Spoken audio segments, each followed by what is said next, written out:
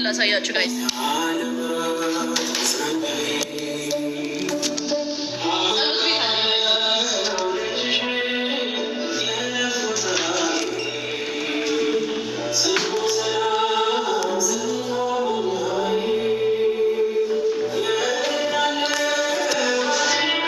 ድንግል ማርያም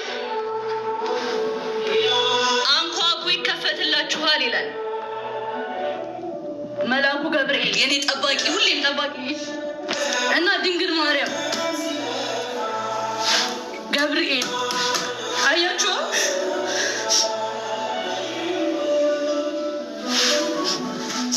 መቼም ማለት